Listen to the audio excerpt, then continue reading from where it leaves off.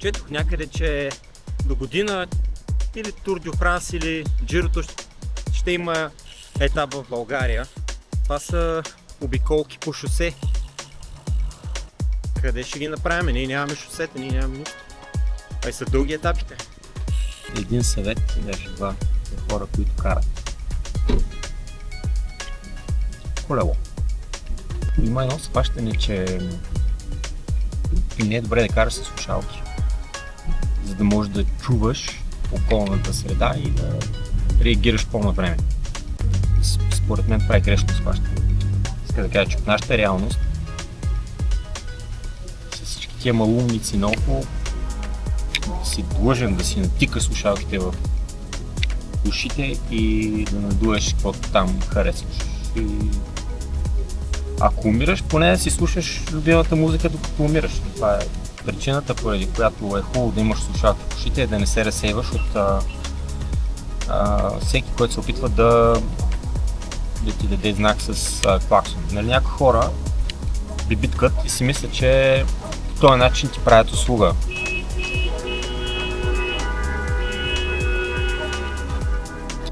Ако ти сложиш слушалки, чисто инстинктивно ще почнеш по-често да се оглеждаш напред-назад на страни и в общи линии ще се наясно какво се случва около тебе. Това, че ако си караш без слушалки и слушаш, разчиташ на слуха си, тебе се нарежда някакъв идиот. Да ти каже с бибитка не, че сега ще мини покрай тебе. Най-тъпото нещо, човек, най-тъпото. Бибип, аз минавам.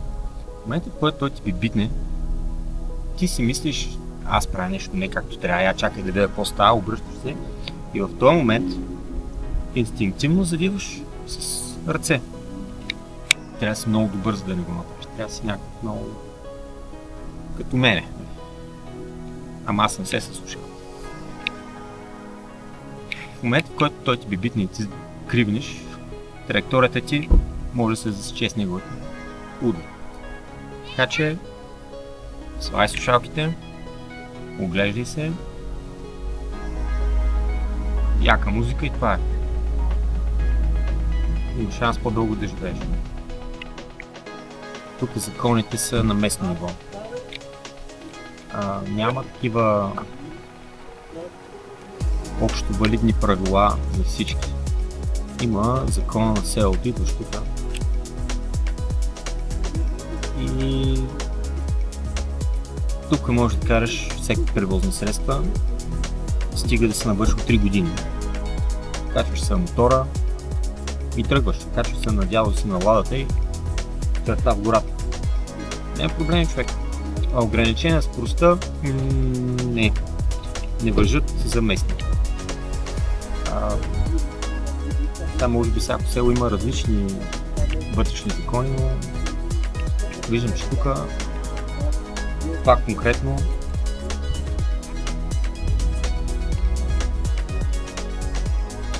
май няма никакво.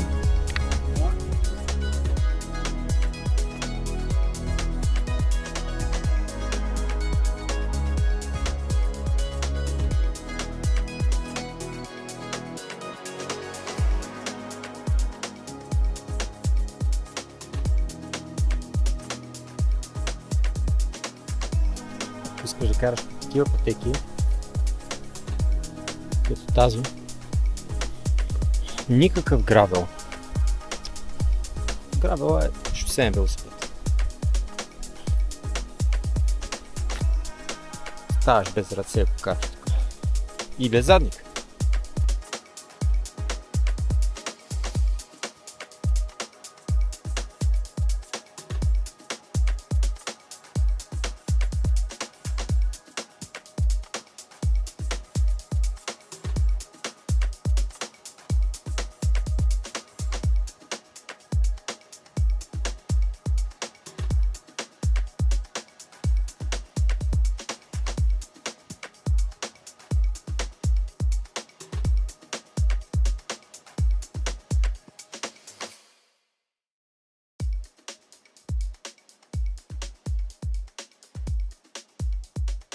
велоалеите в България понякога са по-опасни, отколкото пътното платно. Велоалея трябва да е място, където да се предвижваш с колелото безопасно, ама не, при нас не. Тая примерно, това какво беше, горубляне, насред тротуара. Това примерно. Той шишо си ходи там, клатушки се, заблееш се малко, влезеш в дупка, щупиш си носа.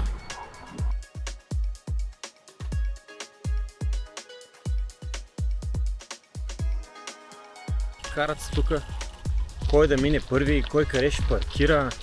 Некви пък бащата оставя децата да карат колело, те не могат да ходят, още колело карат зигзаг, шашът го правят. Те се запих тук. Целия се надрах. Какво търся?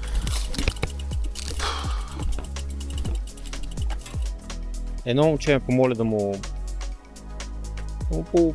стегна колата, да му я оправя. Била леко чукната от тук там.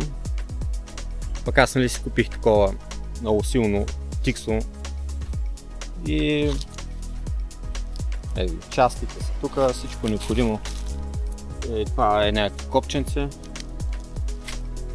Тук е кората, ауспуха, други неща, парктроника, жабката.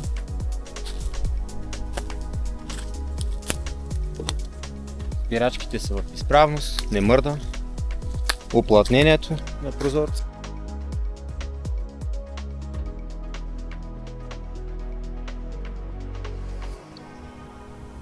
Понеже съм съпричастен с хората в Плевенско и с това, че няма вода, като бях студент във Варна,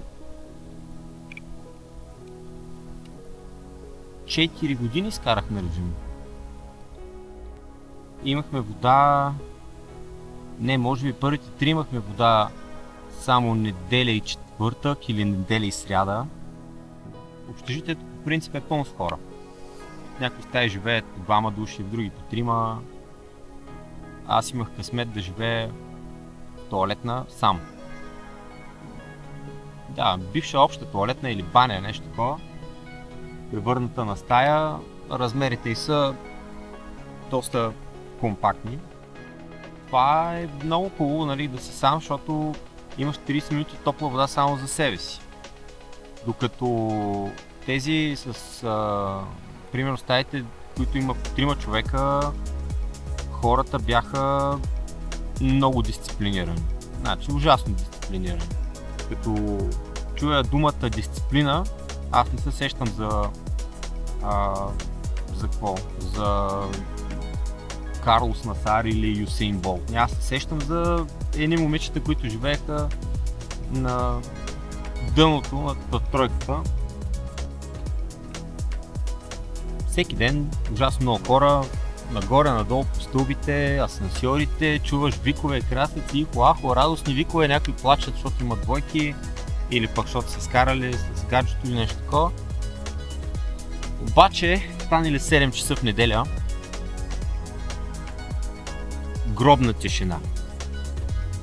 Няма, никой не мърда, врата не се хлопва, телевизорите спират, музика няма, дишането е пулса забавен, дишането на повърхността и чакаш. И около 7:30 почва дънданията. Водата тръгва по тръвите, скача първия, сапонисва се, шампуан, изчаква няколко, в смисъл, трябват му примерно 35 секунди да се сапониса с шампуана. Излиза, така както е сапонисан, влиза втория. Същата процедура, 35 секунди. Излиза втория, предава щафетата на третия влиза, почва той да се сапонисва. През това време пяната вече е размекнала мръсотията.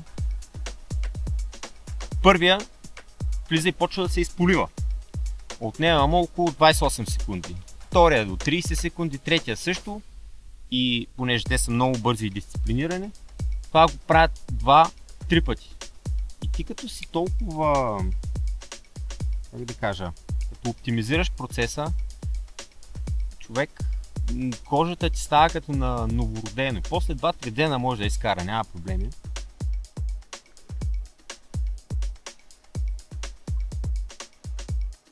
Напред съм си ни очила. Понякога попадаш на срещен вятър и си мислиш, че това е най-лошото. Или вече си изморен си вече, нямаш пауър, едва въртиш, чуй се как да се добереш до цивилизацията. Това, през което сега минах, е по-гадно от насрещен вятър. Да се забиеш в все по-дълбоко и по-дълбоко в някаква гора от капини, малини, шипки, тренки, всичко, което има шипове по него. И да продължаваш да влизаш навътре и да срещнеш някой, нали, знак за това, че е проходим района. Стигаш до, срещаш някакъв маняк, питаш го, има ли път и той те излъжи. Да бе, давай смело.